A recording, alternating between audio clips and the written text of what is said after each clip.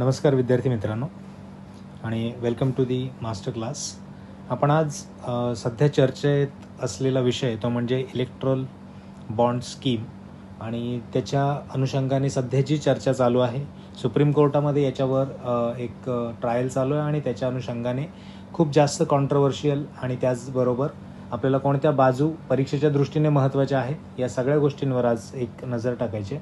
Erectile bond scheme म्हणजेच निवडणूक रोखे योजना ही 2018मध्ये भारत सरकारने आपल्याला लॉन्च केली होती आणि त्याच्यानंतर ही स्कीम मागच्या 6 वर्षामध्ये कसं परफॉर्म केलं आहे, त्याचबरोबर याचे फायदे काय, तोटे काय आणि ही कॉन्ट्रोवर्शियल का आहे, त्याचबरोबर इलेक्ट्रल बॉन्ड स्कीम म्हणजे नक्की काय, या सगळ्याची उत्तर आपण या आजच्या सेशनमध्ये जाणून घेणार आहोत.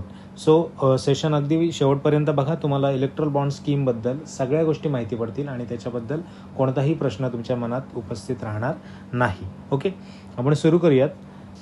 ही सध्या चर्चा जी चालू आहे भारतामध्ये ती का चर्चा चालू आहे आणि कोणत्या अनुषंगाने चालू आहे त्याच्यावर आपण सुरुवातीपासून पाहूयात आणि त्याच्यानंतर इलेक्ट्रल बॉन्ड स्कीम म्हणजे नक्की काय याच्यावर लक्ष टाकूयात. असोसिएशन फॉर डेमोक्रेटिक रिफॉर्म्स म्हणजे ही एक NGO आहे आणि त्या NGOने काय केलं, एक ॲन्युअल रिपोर्ट आणला आहे. कशावर आहे तो, तर पॉलिटिकल जी काही आपली व्यवस्था आहे ती एकदम स्ट्रेंथन व्हावी त्यासाठी कोणकोणत्या गोष्टी आवश्यक आहेत त्याच्यावर लक्ष टाकण्यासाठी या NGOने एक रिपोर्ट आणला आणि त्या रिपोर्टमधूनच खूप जास्त खळबळजनक आपल्याला काही स्टॅट्स किंवा काही फॅक्ट्स आपल्या समोर आले आणि त्याच्यावरून आपण म्हणू शकतो की निवडणूक रोखे योजना जी आहे ती चर्चेचा मुख्य भाग बनली आणि त्याच्यावर पॉझिटिव्ज, निगेटिव्ज, वे फॉरवर्ड्स, काय चॅलेंजेस आहेत याच्यावर सगळी चर्चा सुरू झाली. ओके, सो आपण बघूयात याच्यामध्ये काय की ॲन्युअल रिपोर्ट जे आलेलं आहे ADRचं, त्याच्यामध्ये कर्व इलेक्शन एक्सपेंडिचर जो काही अवाढव्य होणारा खर्च आहे तो अवाढव्य इलेक्शन्सवर होणारा अवाढव्य खर्च त्याच्यावर थोड्याफार प्रमाणामध्ये बंधनं आली पाहिजेत. या दृष्टीने किती आकडेवारी आहे, कोणकोणत्या दृष्टीने तो खर्च होतो, या सगळ्या गोष्टी याच्यामध्ये डिस्कस केलेल्या आहेत. त्याचबरोबर डिक्रिमिनलायझेशन ऑफ पॉलिटिक्स म्हणजे राजकारणाचं जे गुन्हेगारीकरण चालू आहे तर त्या गुन्हेगारीकरणाला एक आळा बसावा किंवा ती किती आकडेवारी आहे त्या दृष्टीने देखील या रिपोर्टमध्ये डिस्कशन केलेलं आहे. ओके, त्याच्यानंतर इलेक्ट्रल रिफॉर्म्स कोणकोणत्या आहेत म्हणजे सध्याच्या स्थितीमध्ये जर कोणत्या निवडणूक सुधारणांची गरज आहे का, जर असेल तर कोणत्या भागामध्ये, ज्या निवडणुकीच्या कोणत्या भागामध्ये याची आवश्यकता आहे त्याच्यावरचं देखील डिस्कशन याच्यामध्ये आपल्याला केलेलं आढळेल. त्याच्यानंतर पॉलिटिकल ट्रान्सपरन्सी, राजकीय पारदर्शकतेच्या दृष्टीने काही आपल्याला पावलं उचलावी लागतील का याचं देखील उहापोह याच्यामध्ये ॲन्युअल रिपोर्टमध्ये केलेलं आपल्याला पाहायला मिळेल. त्याच्यानंतर impact of media on elections and governance म्हणजे जी काही माध्यमं आहेत म्हणजे प्रिंट मीडिया असेल किंवा इतर कोणतेही सोशल मीडिया असेल किंवा न्यूज, या सगळ्यांचा राजकारण म्हणजे आपण असं म्हणू शकतो की इलेक्शन्स, निवडणुकांवर आणि गव्हर्नन्स जो आपला प्रशासन आहे त्याच्यावर कशा प्रकारे इम्पॅक्ट आहे, प्रभाव आहे याचा देखील डिस्कशन आपल्याला इथे केलेलं पाहायला मिळेल. सगळ्यात महत्त्वाचं आपल्याला काय आहे की ही जी ADR जी असोसिएशन ऑफ डेमोक्रेटिक रिफॉर्म्स याने जो रिपोर्ट दिला या रिपोर्टच्या अनुषंगाने आपल्याला सुरुवातीला माहिती पाहायची आहे. ओके, ही एक NGO आहे. Okay, NGO non governmental organisation आहे. ही 1999मध्ये एस्टॅब्लिश झालेली आहे. याच्यावर देखील आपल्याला प्रश्न येऊ शकतो. Situated in new Delhi. ठीक आहे, तर ही आपण पाहिलं कशासाठी काम करते आणि कोणत्या दृष्टीने रिपोर्ट्स देत असते याच्यावर आपण देखील डिस्कशन केलं, त्याच्याबद्दल माहिती घेतली, स्थापना कधीची आणि कुठे ती एस्टॅब्लिश आहे. ओके, त्याच्यानंतर sheds the light on the significant role played by the electoral bond as a primary source of donations for the political parties in India. जी काही राजकीय पक्ष आहेत भारतामधली त्यांना जे काही मिळणारं डोनेशन्स आहे त्या डोनेशन्स कोणत्या मार्गाने मिळतं, त्याचबरोबर इलेक्ट्रल जे बॉन्ड आहेत त्या बॉन्डच्या माध्यमातून मिळणारा निधी किती आहे, तो कोणकोणत्या पक्षांना जास्त जातो आहे, या सगळ्याचं ॲन्युअल रिपोर्ट 2022-23 त्यांनी प्रदर्शित केलेला आहे. ओके, जर आपण आधीची आकडेवारी जर पाहायची झाली तर 2016-17 या फायनान्शियल इयर, त्याचबरोबर 2021-22 याच्यामध्ये 24 रिजनल पार्टीज आणि त्याचबरोबर 7 नॅशनल पार्टीज म्हणजे 7 नॅशनल पार्टीज आणि 24 रिजनल पार्टीज या दरम्यानचं आपण बोलतोय, तेव्हा 7 नॅशनल पार्टीज होती. सध्या किती नॅशनल पार्टीज आहेत तुम्ही मला कमेंट बॉक्समध्ये सांगा. त्याच्यानंतर पुढे रिसिव्ड 9,188 करोड एवढ्या मोठ्या प्रमाणात म्हणजे एवढ्या मोठ्या अमाऊंटचे इलेक्ट्रल जे बॉन्ड्स आहेत ते रिसीव्ह झालेले आहेत. कोणाला? तर 7 नॅशनल पार्टीज, त्याचबरोबर 24 रिजनल पार्टीजला. म्हणजे हा खूप मोठा आकडा आहे. आता तुम्ही म्हणू शकता की इलेक्ट्रल बॉन्डद्वारेच पैसे का मिळतात, तर त्याची उत्तर आपण पुढे पाहणार आहोत. आपल्या सेशन जसं आपलं प्रोसीड होईल तर एक एक प्रश्नाची उत्तर आपण पुढे पाहत जाणार आहोत. The report analyse the donation received, the anonymous electoral bonds, direct corporate donations, contribution from MPs, MLAs, meetings, morchas and collections by the party units. तर या सगळ्यामध्ये आपण जर पाहिलं ते कशा प्रकारे निधी जमा होतो याच्यावर ADR म्हणजेच association of for democratic reforms याचं फुल फॉर्म देखील लक्षात ठेवा. चर्चा सध्या भारतामध्ये चालू आहे UPSC MPSC दृष्टीने. जर या NGO बद्दल प्रश्न विचारला गेला तर त्या फुल फॉर्म लक्षात असावा. त्याचबरोबर त्याची आपल्याला स्थापना कधीची आहे ती लक्षात असावी. त्यानंतर कुठे बेस आहे ते लक्षात असले पाहिजे आणि प्रायमरीली कशासाठी काम करतं तर ते देखील आपण पाहिलेलं आहे. ओके, तर आपण बघूयात नेक्स्ट याच्यामध्ये.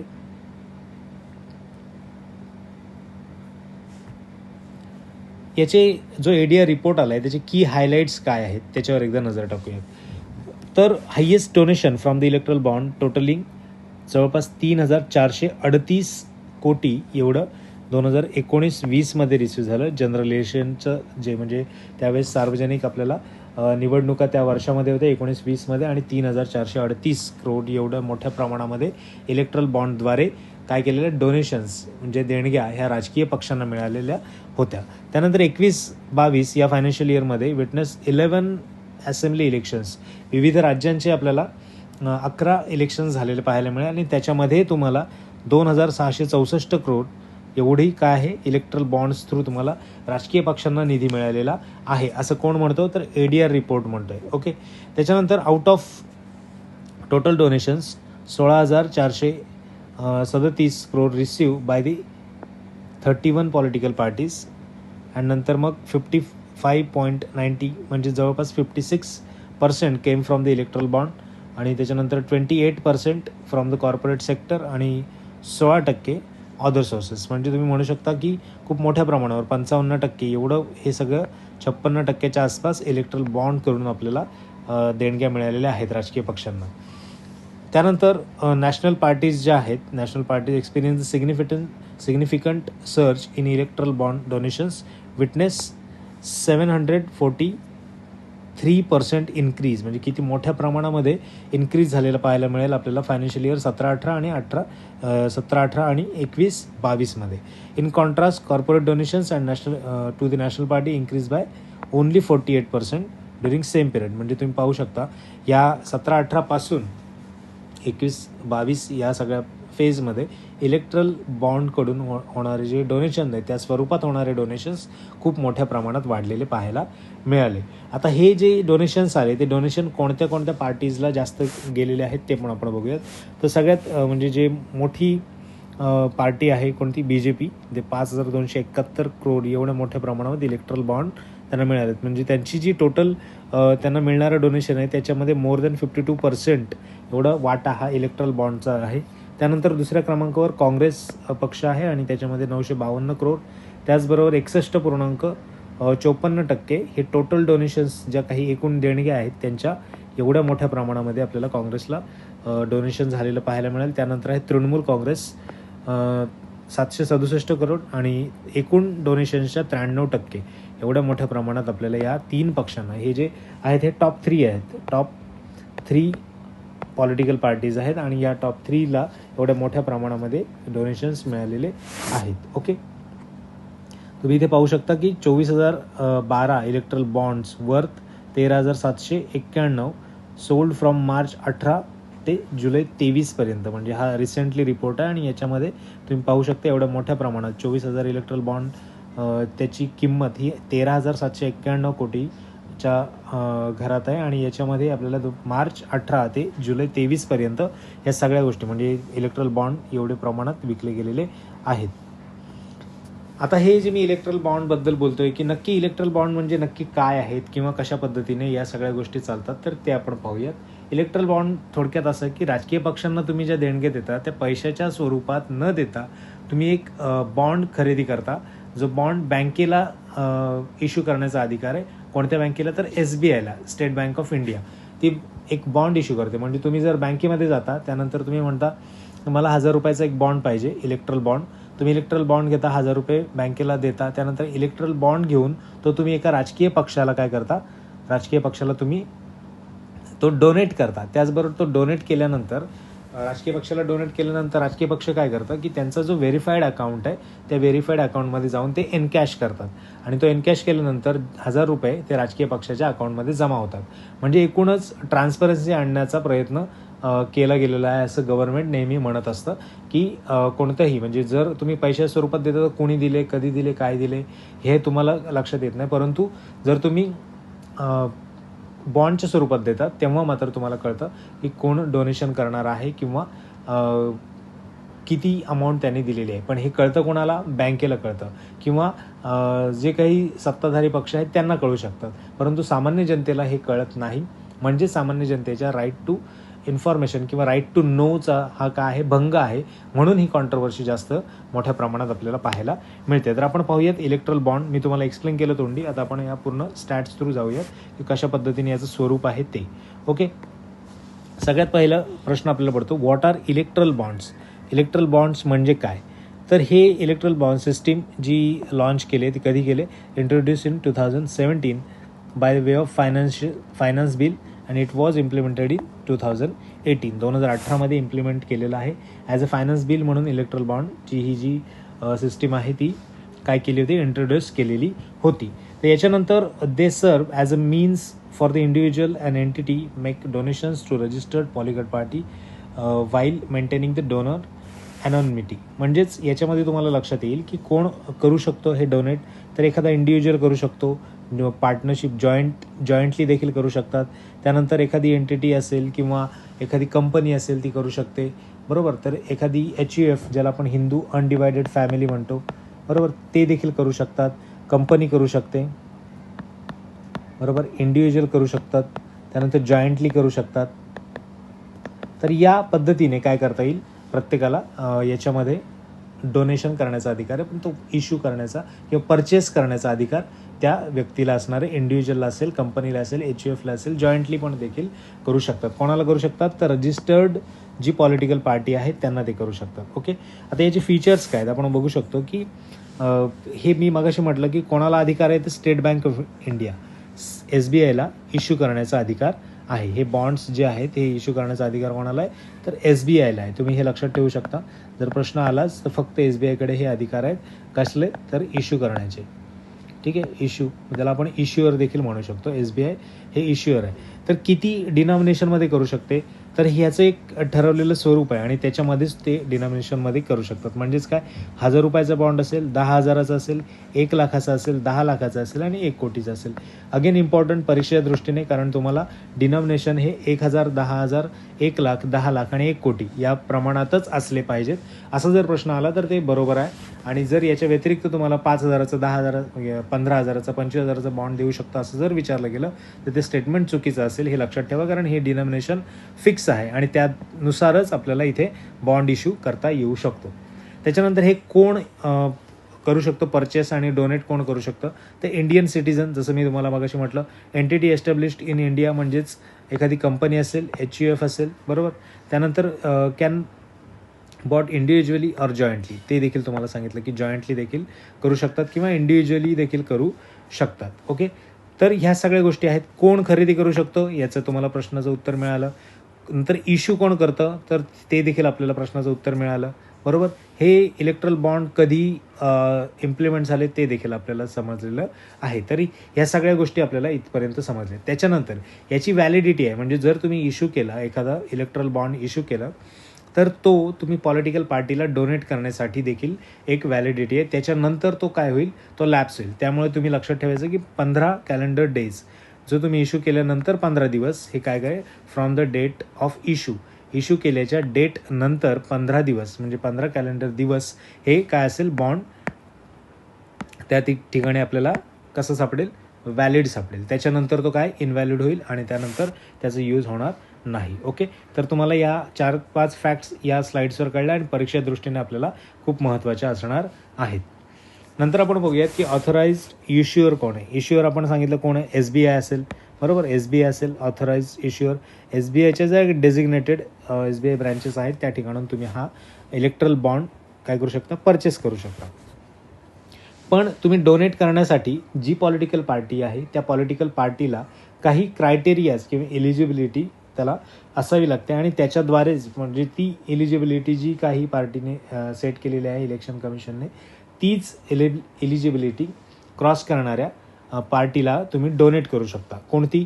तर political parties register under section 29A of the representation of the people's act 1951 या कायद्यामधील सेक्शन 29A मध्ये ज्या कोणत्या पॉलिटिकल पार्टीज रजिस्टर्ड आहेत त्या आणि have secured not less than 1% of votes polled in the last general election, म्हणजे जे काही सार्वजनिक निवडणुका झाल्यात शेवटच्या आणि त्याच्यामध्ये 1% कमी त्यांनी काय केले, मतदान मिळवलेलं नसलं पाहिजे, नॉट लेस दॅन. ओके, 1% किंवा त्यापेक्षा जास्त एवढं मतदान त्यांना झालेलं पाहिजे आणि कोणती त्यांचं रजिस्ट्रेशन हे सेक्शन 29A मध्ये असलं पाहिजे. अशा पॉलिटिकल पार्टीजला हे इलेक्ट्रल बॉन्ड डोनेट करता येऊ शकतात. त्याची क्रायटेरिया, त्याची एलिजिबिलिटी आपल्याला इथे सांगितलेली आहे. ओके, त्याच्यानंतर परचेस अँड एनकॅशमेंट हे कसं केलं जातं, तर erectile bonds can be purchase digitally आणि थ्रू चेक्स. तुम्ही चेक देऊन ते घेऊ शकता आणि नंतर डिजिटली देखील परचेस करू शकता. एनकॅशमेंट कसं केलं जाईल, through the authorised bank account of the political party. Political पार्टीचं समजा SBIमधून इश्यू केलं आणि नंतर मग पॉलिटिकल पार्टी समजा म्हटलं आपण की पंजाब नॅशनल बँकेमध्ये त्यांचं अकाउंट आहे, तर तिथे जाऊन ते इलेक्ट्रल बॉन्ड देतील आणि त्याच्याऐवजी पैसे हे पॉलिटिकल पार्टीच्या अकाउंटमध्ये गेलेले आपल्याला पाहायला मिळतील. त्यानंतर ट्रान्सपरन्सी अँड अकाउंटेबिलिटी म्हणजे पारदर्शकता आणि उत्तरदायित्व हे कोणाचं असेल, तर parties must disclose their bank account with the election commission of India. जे काही अकाउंटमध्ये पैसे जाणार आहेत ते कोणाला डिस्क्लोज केलं पाहिजे, तर ECI म्हणजे इलेक्शन कमिशन ऑफ इंडियाला केलेलं असलं पाहिजे. त्यानंतर donation are made through the banking channels and ensuring transparency. Banking through होईल, हार्ड कॅश आहे का, नाही, तर मग बँकिंग थ्रू होईल, तर याचा अर्थ काय, ट्रान्सपरन्सी आणण्याचा प्रयत्न केला जाईल असं ज्यावेळेस ही स्कीम लॉन्च केली गेली तेव्हा गव्हर्नमेंटने सांगितलेलं होतं. Political parties are obligated to explain the utilisation of the fund received. त्यांना ऑब्लिगेशन्स असेल काय, की त्यांनी जो काही फंड रिसीव्ह केलेला आहे त्याचं युटिलायझेशन कसं आहे याचं एक्सप्लेनेशन देण्याबद्दल त्यांना ऑब्लिगेशन केलेलं असेल. कोणाद्वारे, इलेक्शन कमिशन ऑफ इंडियाद्वारे. त्यामुळे ही अकाउंटेबिलिटी देखील आहे त्यांची, की तो होणारा खर्च त्याने डिस्क्लोज करायचा, अकाउंटमध्ये येणारा पैसा कसा येतोय तो डिस्क्लोज करायचा. या सगळ्या गोष्टी त्यांना बंधनकारक असल्या कारणास्तव आपल्याला काय पाहता येईल, या गोष्टींमध्ये ट्रान्सपरन्सी आहे असं म्हणता येईल. ओके, मग आपण काय पाहिलं, इश्युअर कोण आहे, SBI. एलिजिबिलिटी काय पाहिली, 29A representation of people's act 1951 मध्ये रजिस्ट्रेशन असलेले पॉलिटिकल पार्टीज. त्याचबरोबर मागील झालेल्या सार्वजनिक निवडणुकांमध्ये 1% किंवा त्यापेक्षा जास्त मतदान मिळालेल्या पॉलिटिकल पार्टीज या देखील आपल्याला इथे एलिजिबल असतील. कशासाठी, हे डोनेशन स्वीकारण्यासाठी. स्वीकारलेलं डोनेशन एनकॅश करण्यासाठी त्यांना काय करावं लागेल, जे काही व्हेरीफाईड अकाउंट आहे आणि व्हेरीफाईड अकाउंट हे कोणाला सांगितलेलं असलं पाहिजे, इलेक्शन कमिशन ऑफ इंडियाला सांगितलेलं असलं पाहिजे आणि त्या व्हेरीफाईड अकाउंटमध्ये एनकॅशमेंट ही केली जाईल आणि तो पैसा युटिलाइज कसा केला याचं देखील माहिती ही इलेक्शन कमिशन ऑफ इंडियाला देणं गरजेचं आहे. म्हणजे ट्रान्सपरन्सी आणि अकाउंटेबिलिटी राखण्यासाठी प्रयत्न करेल. ओके, त्यानंतर बेनिफिट्स काय आहेत याचे. बेनिफिट्स असे आहेत की ट्रान्सपरन्सी याच्यामध्ये येईल, बरोबर, ट्रान्सपरन्सी येईल असं म्हटलं गेलं. त्याचबरोबर अकाउंटेबिलिटी, जसं आपण आत्ता अलीकडेच पाहिलं, ट्रान्सपरन्सी अकाउंटेबिलिटी देखील याच्यामध्ये आहे. त्याचबरोबर डिस्करेजमेंट टू कॅश ट्रान्झॅक्शन, जे काही रोख रक्कमेद्वारे होणारे डोनेशन्स आहेत त्याला डिस्करेजमेंट केलं जाईल, त्याला ओके प्रोत्साहन दिलं जाणार नाही, हे देखील बेनिफिट्समध्ये आपलं सांगितलं. त्याचबरोबर प्रिझर्वेशन ऑफ डोनेशन एनॉमिनिटी, जो कोण डोनर आहे त्या डोनरची एनॉमिनिटी देखील राखली जाईल, म्हणजेच त्याचं नाव कुठे बाहेर पडणार नाही, परंतु बँकेला ते नाव माहीत असणार कोणी खरेदी केलं आहे. आणि आपण जसं पाहतो की बँका किंवा इतर कोणत्या संस्था याच्यावर सरकारचं नियंत्रण असतं, त्यामुळे सरकारला ती माहिती मिळू शकते. म्हणजे हे पार्शल आपण असं म्हणू शकतो की ट्रान्सपरन्सी राखली जाते. म्हणजे गव्हर्नमेंटला तर सगळं माहीत आहे कोण कोणाला डोनेट करतोय पैसे, तर ती नावं त्यांना कळू शकतात, परंतु सामान्य जनतेला किंवा इतर दुसऱ्या राजकीय पक्षांना त्यांची नावं माहीत असणार नाहीत. म्हणजेच पार्शली ट्रान्सपरन्सी राखली जाते, राईट टू नोचा भंग केला जातोय. या सगळ्या गोष्टींच्या आधारावर ही चर्चा चालू आहे आणि या चर्चेच्या आधारावरच ही कॉन्ट्रोवर्सी झाली आणि म्हणून सुप्रीम कोर्ट ऑफ इंडिया यांच्यामध्ये हे आता सध्या ट्रायल चालू आहे आणि याच्यावर माहिती इलेक्शन कमिशन ऑफ इंडियाचे जे वकील आहेत त्यांच्याकडे त्यांनी अधिक माहिती मागवली की कोणत्या म्हणजे सध्याच्या स्थितीपर्यंत तुम्ही इलेक्ट्रल बॉन्ड किती इश्यू केलेत पॉलिटिकल पार्टींना आणि त्याच्याबरोबर त्याचं मूल्य किती आहे, एकूण किती अमाऊंटचे आहेत. तर याच्याबद्दलची सगळी माहिती सुप्रीम कोर्ट ऑफ इंडियामध्ये त्यांनी देण्यासाठी सांगितलेली आहे. तर याचे पुढे चॅलेंजेस काय आहेत, आव्हानं काय असणार आहेत. तर political party that hide the identity of donors and recipients. Okay, त्याचबरोबर ते compromise the right to know, जसं मी आता तुम्हाला म्हटलं राईट टू नोचं कॉम्प्रोमाइज होतं आहे. त्याचबरोबर राईट टू फ्रीडम आर्टिकल 19 याच्या सगळ्या अनुषंगाने देखील याच्यावर परिणाम आपल्याला पाहायला मिळतो आहे. तुम्ही ते स्क्रीनवर पाहू शकता. इलेक्ट्रल बॉन्ड अशा प्रकारचे असतात. हे इलेक्ट्रल बॉन्ड जे आपण आता मी प्रोसेस पूर्ण सांगितली की SBI आहे बरोबर, एक इंडिव्हिज्युअल कोणतरी व्यक्ती आहे, ठीक आहे. हा व्यक्ती काय करतो, SBIमध्ये जातो. SBIमध्ये आपण जसं म्हटलं 1,000, 10,000, 1,00,000, 10,00,000 आणि 1 कोटी या प्रकारमध्ये तो काय करू शकतो, बॉन्ड घेतो. आता या व्यक्तीने हा नावाचा व्यक्ती आहे, याने हा बॉन्ड SBIतून परचेस केला. 1,000 रुपयाचा चेक दिला त्यांनी, 1,000 रुपयाचा काय दिला, चेक दिला आणि त्याने हा बॉन्ड खरेदी केला. आता हा बॉन्ड जो मिळाला आहे तो बॉन्ड त्याला 1, 2, 3, 4, 5 असं समजू ह्या पॉलिटिकल पार्टीज आहेत. या पॉलिटिकल पार्टीजला त्यांनी काय केलं, ह्या त्याच्या आवडत्या पार्टीला कोणतीही असेल त्या आवडत्या पार्टीला काय केलं त्यांनी, हा जो बॉन्ड आहे हा बॉन्ड काय केला त्यांनी डोनेट केला. आता डोनेट केल्यानंतर या पार्टीने काय केलं, ह्या पार्टीने हा बॉन्ड घेऊन त्याची जी काही बँक आहे, त्याची समजा बँक आपण असं म्हणू की पंजाब नॅशनल बँक आहे, पंजाब नॅशनल बँकेमध्ये तो गेला. पंजाब नॅशनल बँकेमध्ये त्याने काय केलं, हा जो बॉन्ड त्याला मिळाला आहे एखाद्या व्यक्तीकडून तो त्याने इथे जमा केल्यानंतर ह्या बँकेने एनकॅश म्हणून यांच्या अकाउंटमध्ये 1,000 रुपये जमा केले. म्हणजे हा बॉन्ड जमा झाल्यानंतर 1,000 रुपये यांच्या बँकेच्या अकाउंटमध्ये जमा झाले. म्हणजे या पॉलिटिकल पार्टीच्या अकाउंटमध्ये 1,000 रुपये जमा झाले, जे कोणी डोनेट केले होते, या व्यक्तीने. ओके, या व्यक्तीने डोनेट केलेले पैसे इथे जमा झालेले आपल्याला पाहायला मिळतील. अशा प्रकारे जे डोनेशन आणि आहे. मग आता जर मी विचार केला तर SBIकडे जर हा व्यक्ती चेकद्वारे खरेदी करतोय तर याचाच अर्थ SBIकडे हा डाटा असेल बरोबर. हा डाटा पूर्ण असणार आहे का, कारण त्या कोणी खरेदी केलं आहे ते लगेच सांगू शकतात, या व्यक्तीने खरेदी केलं. आता त्याच्यावर एक स्पेसिफिक नंबर असतो बरोबर, याच्यावर आपल्याला एक स्पेसिफिक नंबर पाहायला मिळेल आणि तो नंबर जो आपल्याला माहीत असतं की कुठल्या व्यक्तीने खरेदी केला आहे किंवा कोणत्या व्यक्तीकडे तो गेलेला आहे बरोबर. तर तो सेम बॉन्ड या ठिकाणी जमा झाला आहे. म्हणजे असं समजू शकतो, जर ही सत्ताधारी पार्टी असेल 2 नंबरची पार्टी, तर याला कळू शकतो इथे कोण कोण परचेस करतोय आणि इथे कोण कोण सबमिट करतोय. म्हणजे समजा मी म्हटलं दुसरी एखादी बँक आहे, कॅनरा बँक आहे बरोबर, कॅनरा बँक असेल किंवा इतर बँक ऑफ बडोदा असेल, तर याच्यामध्ये समजा पार्टीचा बॉन्ड जमा होत आहेत, याच्यामध्ये चौथ्या पार्टीचे जमा होत आहेत. तर इथं जमा होणार, इथे इश्यू होणारे आणि इथं जमा होणारे बॉन्ड याच्याबद्दलची माहिती यांना असेल का, कारण हे सत्ताधारी पार्टी आहे आणि यांना या सगळ्या बँकांवर त्यांचं कंट्रोल आहे आणि त्यांना कळेल की कोणत्या इतर बँकांना देखील कोण डोनेट करतंय, आपल्याला देखील कोण डोनेट करते. त्यामुळे पार्शियलिटी ही होणार, म्हणजे ट्रान्सपरन्सी राखली जाईल का, तर नाही. या आधारावरच ही चर्चा आणि कॉन्ट्रोवर्सी आपल्याला पाहायला मिळते. तर अशा स्वरूपाचं काय असतं, इलेक्ट्रल बॉन्ड असतं.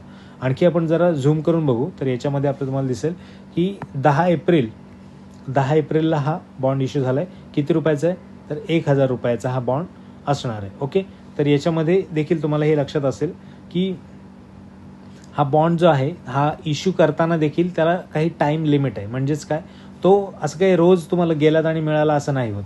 तर जानेवारीचे पहिले 10 दिवस, एप्रिलचे पहिले 10 दिवस, जुलैचे पहिले 10 दिवस आणि ऑक्टोबरचे पहिले 10 दिवस. म्हणजे तुम्ही समजू शकता की वर्षातून 4 महिन्यांमध्ये पहिले 10 दिवस हे फक्त तुम्हाला काय करता येईल, परचेस करता येईल. तो इलेक्ट्रल बॉन्ड परचेस करण्यासाठी एवढेच दिवस असतात.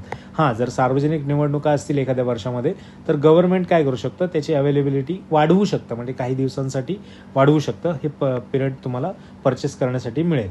ओके, त्यामुळे ते परचेस करताना देखील त्याला टाईमचं लिमिट असेल. आता समजा 10 जानेवारीला, आता तुम्ही मागच्या स्लाईडमध्ये पाहिलं 10 एप्रिलला त्यांनी हा परचेस केला आहे. आता इथून त्यांनी काय 15 कॅलेंडर डेजमध्ये काय करायचं, तो डोनेट करायचं आहे. तर त्याची तेवढी व्हॅलिडिटी असणार आहे, त्याच्यानंतर तो व्हॅलिड राहणार नाही. त्यामुळे 10 तारखेपर्यंत त्यांनी खरेदी करायचं एप्रिलच्या आणि नंतर पुढे 15 दिवसात त्याला काय करायचं, डोनेट करायचं. सो त्याची शेल्फ लाईफ किती आपण म्हटलं 15, म्हणजे व्हॅलिडिटी त्याची 15 आहे. त्यानंतर कोण खरेदी करू शकतं, तर 29A या under section representation of people's act 1951 plus 1% हे मागच्या इलेक्शनमध्ये एखाद्या पॉलिटिकल पार्टीने मिळवलेले वोट एवढी संख्या असेल तर त्यांना ते डोनेट करता येऊ शकतात. ओके.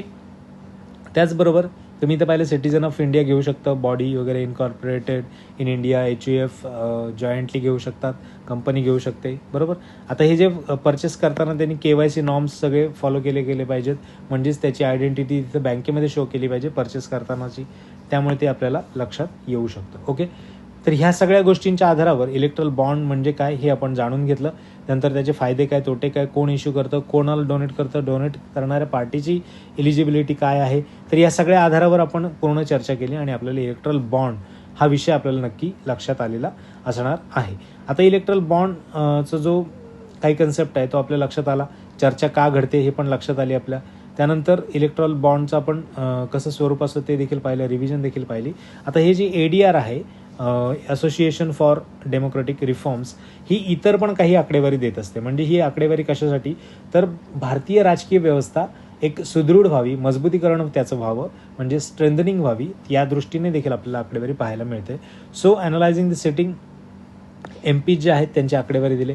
काय आहे की आपले जे एकूण MPs आहेत म्हणजे जे 776 एवढे आहेत आणि त्याच्यापैकी 763 एवढ्या जणांचा सर्वे केला, ॲनालाइज केलं त्यांना, तर असं आढळलं की 306 म्हणजे जवळपास एकूणच्या 40% जे काही MPs आहेत म्हणजे मेंबर ऑफ पार्लमेंट आहेत त्यांच्यावर क्रिमिनल केसेस आहेत. म्हणजे 306 तुम्ही समजू शकता की 763 पैकी 306 म्हणजे 40% एवढी मोठ्या प्रमाणामध्ये जे काही MPs आहेत त्यांच्यावर क्रिमिनल केसेस आहेत. त्याच्यानंतर विथ सिरियस क्रिमिनल केसेस यापैकी किती आहेत तर 194 जणांवर सिरियस क्रिमिनल केसेस. म्हणजे खूप तुम्ही समजू शकता की भारतीय लोकशाही ज्यांच्या हातामध्ये आहे ती लोक गुन्हेगारी प्रवृत्तीची आहेत असं आपल्याला या सगळ्या आकडेवारीवरून ADRच्या रिपोर्टवरून आपल्याला दिसतं. त्याचबरोबर जे काही बिलेनियर MPs आहेत त्यांची संख्या 53 आहे, म्हणजे 7% ऑफ टोटल, म्हणजे 60% जे आहेत ते बिलेनियर MPs आहेत. खूप मोठा धनाचा साठा त्यांच्याकडे आहे असं देखील ADR म्हणतं. त्यानंतर एकूणपैकी 111 15% महिला MPs आहेत, मेंबर ऑफ पार्लमेंटचा आहेत, त्यामुळे त्यांचं देखील योगदान आपल्याला इथे पाहता येईल. 15%च आहेत. हा आकडा नक्कीच चांगला जरी असला तरी पण ही आणखी सुधारण्याची अपेक्षा आपल्याला आहे. ओके. नंतर MPs with up to 10th grade education, म्हणजे 10वीच्या खाली, म्हणजे तुमच्या ह्या एकूण जी संख्या आहे त्याच्यापैकी 72 लोक हे 10वीपेक्षा कमी शिकलेले आहेत. 10वीपेक्षा कमी शिकलेले आहेत, म्हणजे 9% लोक हे 10वीच्या खाली आहेत. म्हणजे जी लोक तुमच्या पॉलिसी मेकिंगमध्ये, जी लोक तुमच्या या एकूण देशाच्या उज्ज्वल भविष्याच्या दृष्टीने जी काही धोरणं आखली जातील आणि त्यांची मुहूर्तमेढ रोवण्याचं जे ठिकाण आहे, म्हणजे ज्याला आपण पार्लमेंट म्हणतो, संसद म्हणतो, त्या ठिकाणची लोक ही एकूणच्या 9% म्हणजे जवळपास एकूण जे काही मेंबर ऑफ पार्लमेंट आहेत, खासदार आहेत, त्यांच्यापैकी 72 लोक हे 10वीपेक्षा कमी शिकलेले आहेत असं आपल्याला कोण म्हणतं, ADRच्या रिपोर्टच्या अंतर्गत आपल्याला पाहायला मिळतं. म्हणजे ही झाली MPsची अवस्था, म्हणजे लोकसभा आणि राज्यसभेमध्ये एकूण जे आहेत, आणि ही रिसेंटली आकडेवारी 12 सप्टेंबर 2023ची आकडेवारी आहे. त्यामुळे तुम्ही समजू शकता किती भयावह स्थिती आहे आणि या सगळ्या गोष्टी किती सिरियसली घेण्याची गोष्ट आहे. ओके. त्यामुळे तुम्ही या आकडेवारीचा देखील उपयोग तुमच्या एसेमध्ये किंवा इतर कोणत्या गोष्टींमध्ये जिथे तुम्ही UPSCचं आन्सर रायटिंग कराल त्या ठिकाणी तुम्ही हे वापरू शकता. पॉलिटीच्या दृष्टीने इथिक्समध्ये देखील तुम्ही यांचा वापर करू शकता. आणि तिथे रेफरन्स कोणाचा द्यायचा तर association for the democratic reforms, आणि नंतर ही आकडेवारी जी आपल्याला युटिलाइज करता येईल आपापल्या सोयीनुसार. त्यानंतर ते झालं राज्यसभा आणि लोकसभेचं. आता असेंब्लीज ज्या आहेत, स्टेट असेंब्लीज म्हणजे राज्य विधानसभा यांच्या, आणि युनियन टेरिटरीज म्हणजे केंद्रशासित प्रदेश, तर त्यांच्या आकडेवारीचं देखील त्यांनी काय केलेलं आहे इथे 15 जुलै 2023 पर्यंतचा खुलासा केला आहे. आणि त्याच्यामध्ये असं आढळलं की एकूण जे आहेत पूर्ण भारतातले MLAs म्हणजे मेंबर जे आपले राज्य विधानसभांचे जे सदस्य आहेत त्यांचे किती आढळले, 1777 लोक आहेत ज्यांचे क्रिमिनल केसेस आहेत. सिरियसमध्ये किती आहेत तर 1136. बिलेनियर किती आहेत 88. वुमेन MLA किती आहेत तर 378. आणि नंतर MLAs जे 10वीपेक्षा कमी शिकलेत हे 700 म्हणजे तुम्ही समजू शकता की 4,000 लोक ज्यांचं ॲनालिसिस केलं आहे त्याच्यापैकी 700 लोक जे 18% एवढी मोठी आकडेवारी आहे. अगेन तेच की यांचं भविष्य तुम्ही जे 10वी पण शिकलेले नाहीत त्यांच्या हातामध्ये आपल्याला पाहायला मिळतं. असं कोण म्हणतं तर ADR म्हणतं. ह्या सगळ्या रिपोर्ट्स आणि या सगळ्या इलेक्ट्रल बॉन्ड याच्या आधारावर आपण ही चर्चा पूर्ण घडवून आणली. ADRचा रिपोर्ट आणि नंतर सुप्रीम कोर्टामध्ये चालू असलेले ट्रायल आणि त्यांचे येणारे भविष्यात येणारे वर्डिक्ट या आधारावर निवडणूक रोखे योजना म्हणजेच इलेक्ट्रल बॉन्ड स्कीम ही आपल्याला खूप महत्त्वाची ठरते आणि त्याच्यावर परीक्षेत प्रश्न आपल्याला UPSC किंवा MPSCच्या होणाऱ्या इतर कोणत्याही परीक्षांमध्ये नक्कीच 100% अपेक्षित आहे आणि आपल्याला त्याचा अभ्यास करण्याच्या दृष्टीने हा व्हिडिओ आणि ती माहिती ही पुरेशी आहे. एवढी माहिती जरी तुम्ही व्यवस्थित केली तरी तुम्हाला इझिली कोणताही प्रश्न इलेक्ट्रल बॉन्ड स्कीमवरचं सुटू शकतो. ओके, हे एक मला सापडलेलं कार्टून म्हणू शकता किंवा एक जर्नलिस्ट, आपण कार्टून जर्नलिस्ट म्हणतो आणि त्यांनी चित्राच्या माध्यमातून आपल्याला काहीतरी प्रबोधन करण्याचं काम करत असतात. तर indiatomorrow.net ह्याचं हे पिक्चर आहे आणि युसुफ नावाच्या या कार्टुनिस्टने ते रंगवलेलं आहे. ते काय म्हणतात की 69% of political funds from the unknown sources. आणि ज्यावेळेस आपण एखादी छोटी सामान्य जनता इथे त्याला पाहू शकतो शर्टाला ठिगळ पडलं आहे, परंतु एखादं नवीन त्यांनी छत्री जरी घेतली किंवा इतर असे इथे फक्त एक छत्री प्रतिकात्मक आहे, छोटीशी कोणतीही गोष्ट घेतली तरीसुद्धा त्यांना बिल्स, GST आणि इतर इन्कम टॅक्स या सगळ्या कचाट्यामध्ये सापडवलं जातं, अडकवलं जातं आणि त्यांची विचारणा केली जाते. परंतु जे काही पॉलिटिकल फंड्स आहेत, पॉलिटिकल पार्टीजला मिळणारे फंड्स आहेत इलेक्ट्रल बॉन्ड थ्रू किंवा इतर कोणत्याही माध्यमातून, तर ते 69% आहेत आणि त्याचा कोणताही हिसाब आपल्याला मागण्याचा अधिकार नाही. ते कोणत्याही सामान्य व्यक्तीसाठी खुले नाहीत की कोण किती रिसीव्ह करतं याच्याबद्दलचं. म्हणजे स्वतःचं ठेवायचं झाकून आणि दुसऱ्याचं पाहायचं वाकून या प्रकारची अवस्था आपल्याला सध्या भारतीय राजकीय व्यवस्थेमध्ये पाहायला मिळते. हे खूप भयावह आहे आणि याची बदलाची अपेक्षा आपण नक्कीच करू शकतो, कारण सकारात्मक राहणं ही आपल्याला लोकशाहीची सर्वात पहिली आपण असं म्हणू शकतो पायरी आहे. कारण तुम्ही जर लोकशाहीमध्ये जर थोडं नाराज झालात, निराश झालात आणि या व्यवस्थेकडून पाठ फिरवलीत तर आणखी भयावह परिस्थिती होण्याची शक्यता आहे. म्हणून मतदार म्हणून आपण जागरूक असणं खूप जास्त गरजेचं असणार आहे. सो आपण या लेक्चरमध्ये खूप जास्त डिस्कस केलं की कशा पद्धतीने कोणकोणत्या पद्धतीने आपल्याला या सगळ्या गोष्टी पाहायच्या आणि कशा कामी आपल्याला येणार आहेत. तर त्या सगळ्या अनुषंगाने इम्पॉर्टंट सेशन होतं आपलं. आणि मी जसं तुम्हाला म्हटलं की महत्त्वाचं आपल्याला काय आहे ते इलेक्ट्रल बॉन्ड म्हणजे काय, इश्यू कोण करतं, व्हॅलिडिटी किती, कोणकोणत्या पॉलिटिकल पार्टीजला करतं, त्यांची इलिजिबिलिटी काय, कोण परचेस करू शकतं, त्यानंतर ते कधीही परचेस केले जाऊ शकतात, जानेवारी, एप्रिल, जुलै, ऑक्टोबर यांच्या 10 दिवसांमध्ये, पहिल्या 10 दिवसांमध्ये करू शकतो, 15 दिवस त्याची व्हॅलिडिटी असते, बरोबर. तर ह्या सगळ्या गोष्टी आपण डिस्कस केल्या. एकूणच आपलं हे सेशन या इलेक्ट्रल बॉन्ड स्कीमवर येणारा कोणताही प्रश्न आपण कधीही चुकवता कामा नये एवढ्या चांगल्या पद्धतीने मी कव्हर करण्याचा प्रयत्न केला आहे. सो आजच्या या सेशनमध्ये तुम्हाला कसं वाटलं हे सेशन हे मला नक्की कमेंट बॉक्समध्ये कळवा. त्याचबरोबर आपलं जे यूट्यूब चॅनल आहे, यूट्यूब चॅनल याला जर तुम्ही लाईक केलं नसेल सेशनला तर लाईक करा. त्याचबरोबर हे आपल्या मित्रांबरोबर शेअर करत चला. सबस्क्राईब करायला विसरू नका, कारण या प्रकारचे नवीन व्हिडिओज ज्या पद्धतीने मी तुमच्यासमोर येतील तेव्हा तुम्हाला त्याचं नोटिफिकेशन मिळेल. त्यामुळे बेल आयकन देखील तुम्ही प्रेस करा. त्याचबरोबर कमेंट करत चला की मला देखील प्रोत्साहन वाढेल आणि या सगळ्या गोष्टी करण्यासाठी आणि या पूर्ण लेक्चर्स तयार करण्यासाठी तुम्हाला त्याचा नक्कीच परीक्षा दृष्टीने देखील फायदा होईल. या सगळ्या सेशन जे कोणी ऐकत आहेत त्यांच्यासाठी शुभेच्छा आणि ज्यांच्याबरोबर तुम्ही शेअर करणार त्यांना देखील खूप खूप शुभेच्छा. आजच्या सेशनमध्ये एवढंच थांबूयात. Thank you so much. Have a great time.